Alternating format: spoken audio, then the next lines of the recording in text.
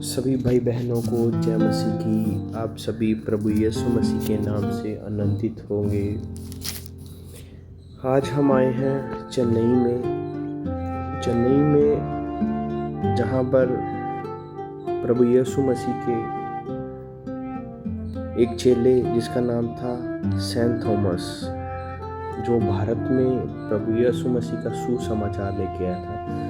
हम आज उसकी बात करेंगे और उनकी चर्च देखेंगे जहाँ पर वो प्रेयर करते थे और जहाँ पर उन्हें दफनाया गया कि जब वो प्रार्थना कर रहे थे और पीछे से कुछ लोगों ने उन्हें भाले से मार दिया। अब हम चलते हैं चर्च की तरफ। उससे पहले बाइबल में इसके बारे में कहाँ लिखा हुआ है। जब हम यूहन्ना की किताब पढ़ते हैं तो उसके 20वें अध्याय और 24 पद से हम जब पढ़ेंगे तो हमें मालूम होता है थोमा के बारे में, उसकी कुछ बातें। जब प्रभु यीशु मसीह जीवित थे तो वो विश्वास तो करता था पर उसका विश्वास दृढ़ नहीं था। तो उन वचनों में क्या लिखा हुआ है? उनमें लिखा हुआ है कि परंतु 12 में से एक अर्थात थोमा जो दिदुमुस कहलाता है, जब यीशु आया तो उनके साथ ना था। ये दोस्तों तब की बात हो रही है जब प्रभु यीशु मसीह मुर्दों में से जीवित हुए और अपने चेलों को पहली बार दिखाई दिए जब वो प्रार्थना कर रहे थे। पर वो 12 में नहीं था, वो बाहर कहीं था और 11 वहाँ पर मौजूद थे। जब अन्य चेले उससे कहने लगे हमने प्रभु को देखा है, तब उसने उनसे कहा जब तक मैं उसके हाथों में कीलों के छेद ना देख लूं और कीलों के छेदों में अपनी उंगली ना डाल लूं और उसके पंजर में अपना हाथ ना डाल लूं, तब तक मैं विश्वास नहीं करूंगा। 8 दिन के बाद उसके चेले फिर घर के भीतर थे और थोमा उनके साथ था और द्वार बंद थे। तब यीशु आया और उनके बीच में खड़ा होकर कहा तुम्हें शांति मिले। तब उसने थोमा से कहा अपनी उंगली जहां लाकर मेरे हाथों को देख और अपना हाथ लाकर मेरे पंजर में डाल और अविश्वासी नहीं परंतु विश्वासी हो। यह सुन थोमा ने उत्तर दिया हे मेरे प्रभु, हे मेरे परमेश्वर। यीशु ने उनसे कहा तुमने मुझे देखा है, क्या इसलिए विश्वास किया? धन्य है वह जिन्होंने बिना देखे विश्वास किया। हालेलुया। देखो इन वचनों से हमें कितना कुछ सीखने को मिलता है कि आज के वो लोग जो प्रभु यीशु मसीह को बिना देखे विश्वास करते हैं और इन वचनों को मानते हैं, उनको प्रभु यीशु मसीह ने धन्य कहा है कि जो बिना देखे विश्वास करते हैं। तो जब मैं इस जगह पे आया तो इन वचनों को स्मरण किया कि वो कैसा टाइम था कि थोमा प्रभु के साथ खुद बातें करता था, खुद उनके साथ रहता था और प्रभु का सच्चा सुसमाचार लेके वो हमारे लोगों के लिए कि हम लोग भी बचाए जाएं, भारत के लोग भी हम बचाए जाएं। और इस जगह पे आया वो केरला से होते होते वहाँ पर भी उसने कई सारी चर्चेस की स्थापना की केरला में। फिर वो इस तरफ की ओर आया और इस जगह पे उसने सुसमाचार को फैलाया। और ये पहाड़ है, यहाँ पर वो खुद स्वयं प्रार्थना करने के लिए आता था। जब हम आगे चलते हैं तो हम देखेंगे कि वो किस जगह पे प्रार्थना करता था।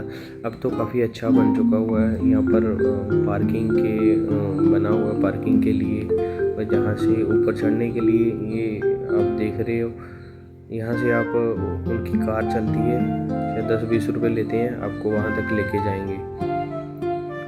और जब हम यहाँ पर जाएंगे और जहाँ पर वो प्रार्थना करते थे, वहाँ से हम देखेंगे पूरा शहर हमें दिखाई देगा।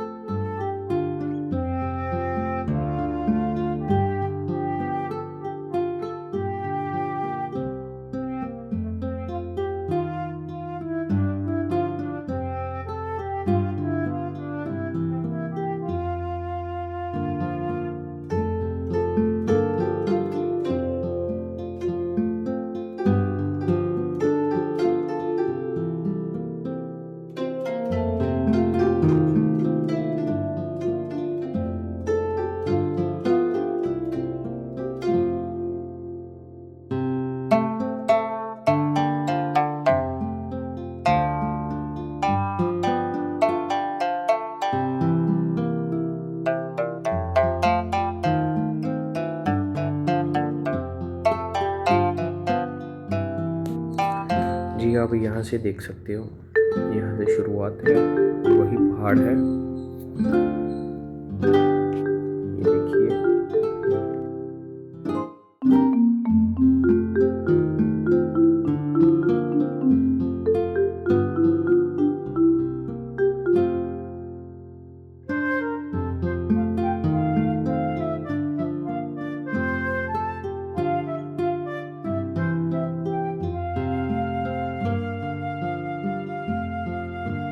जब आप यहाँ से भी देखेंगे ना, यहाँ से पूरा शहर दिखाई देता है। यहाँ से मैं आपको कैमरा दिखा रहा हूँ, यहाँ से सामने जूम करेंगे और देखेंगे कि यहाँ एयरपोर्ट है, हवाई अड्डा है यहाँ पर, वो देखो।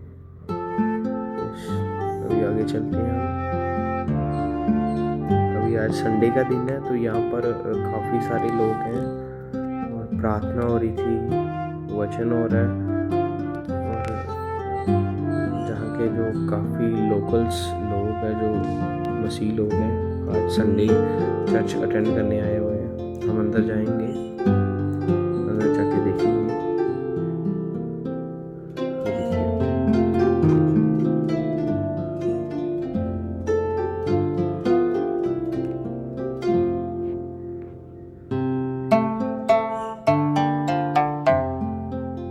जब हम अंदर इंटर होते हैं तो कुछ ऐसा दृश्य है।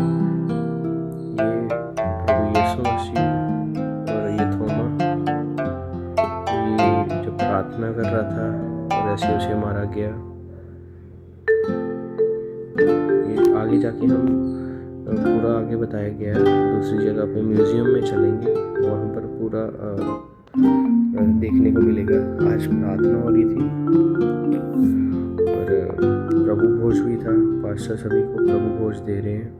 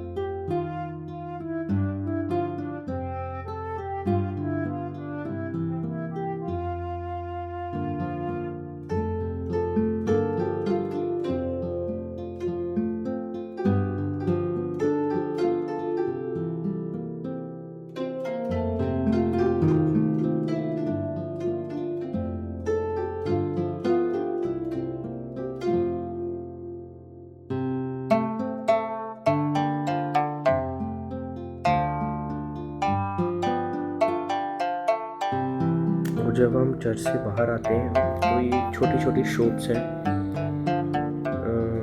लोगों ने कुछ कुछ सामान बेचने के लिए बनाई हुई है। ये देखो पोस्टर वगैरह हैं, गले में डालने के लिए माला वगैरह है, और छोटे छोटे बुक्स हैं जिन्हें आप पढ़ सकते हो। ये अगर हम बाहर से देखेंगे ऐसे व्यू दिखेगा। और दोनों साइड में ये भी बैठने के लिए बनाई हुई है, क्योंकि अभी काफ़ी सारे लोग आते हैं तो जगह कम है, तो इस साइड भी बैठ सकते हैं, दूसरी साइड भी बैठ सकते हैं। ये माता मरियम की स्टैचू बनाया हुआ है। फिर यहाँ पर मोमबत्तियाँ जला रहे थे। और ये देखो, ये मैंने फर्स्ट टाइम देखा कि लोगों ने छोटे छोटे क्रूस बनाए हुए हैं और अपने उसमें प्लेट्स लिख के बांध के नीचे रखी हुई हैं। ये यहाँ के बारे में थोड़ा देख सकते हैं, आप पढ़ सकते हो, हिस्ट्री लिखी हुई है इसकी। ये इसकी बैक साइड है, इन्होंने टाइमिंग वगैरह लगाई हुई है।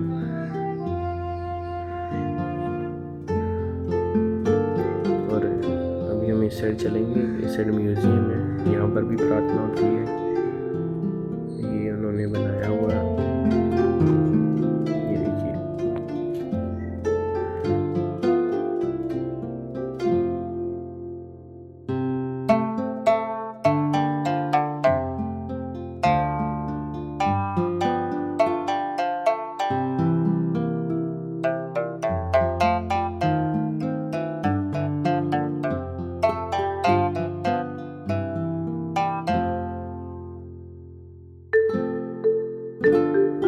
अभी जब हम यहाँ से बैक साइड जाते हैं तो ये देखो कितना अच्छा व्यू बनाया हुआ है। यहाँ से हमें पूरा शहर दिखाई दे जाएगा। मतलब ये सबसे ऊंचा पहाड़ था, ये देख सकते हैं आप, पूरा शहर। यहाँ से हवाई जहाज का वो एयरपोर्ट दिखाई दे रहा है, और यहाँ से पूरा जितना भी शहर राइट लेफ्ट दोनों साइड हमें दिखाई दे रहा है।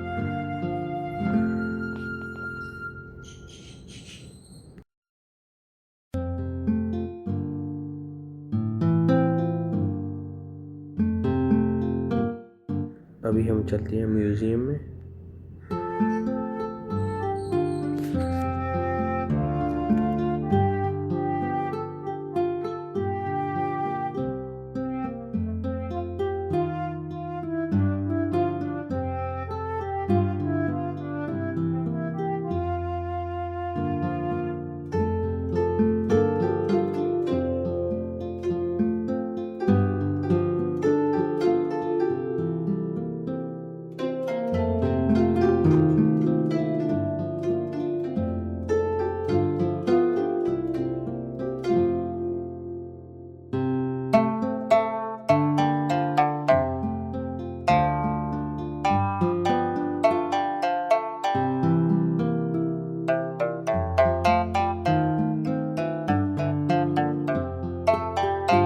ये देखिए, इस म्यूजियम में बहुत अच्छा बताया हुआ है कि जब प्रभु यीशु मसीह के शागिर्द थोमा इस जगह पे आया तो ये कैसे कैसे सुसमाचार सुनाता था, और सुसमाचार सुना के कैसे कैसे रास्तों में आया, कैसे बोट्स में आया, और इस जगह में कैसे प्रीच करते थे पहाड़ पे बैठ के। इसके बारे में लिखा हुआ है कि कब आए। वर्ष 52 ईस्वी में व्यापारियों के साथ भारत में आए थे जहाज में, और इसमें लिखा हुआ है ये कहाँ पर 62 ईस्वी में कोरोमंडल तट पर पहुंचे। ये आप पढ़ सकते हैं, इसके बारे में सब लिखा हुआ है।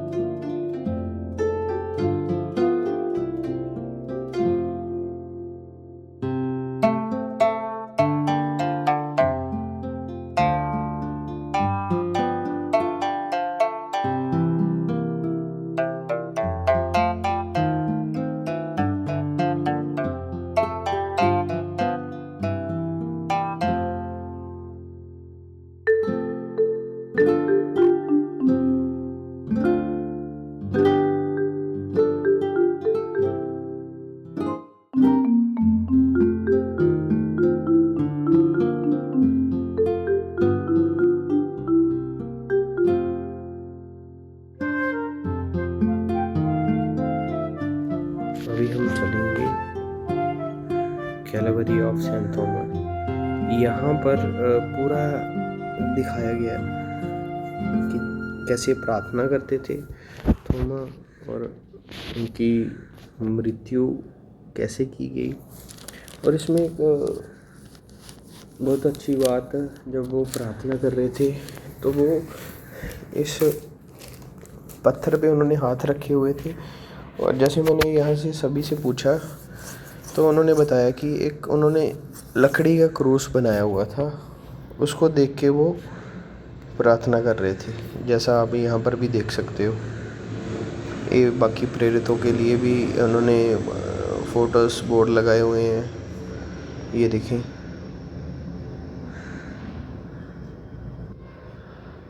ये आप देख सकते हो। यहाँ पर बाकी प्रेरितों के लिए भी बताया कैसे कैसे किसकी मृत्यु कैसे की गई और कि कैसे कौन सी जगह पे उनकी मृत्यु हुई।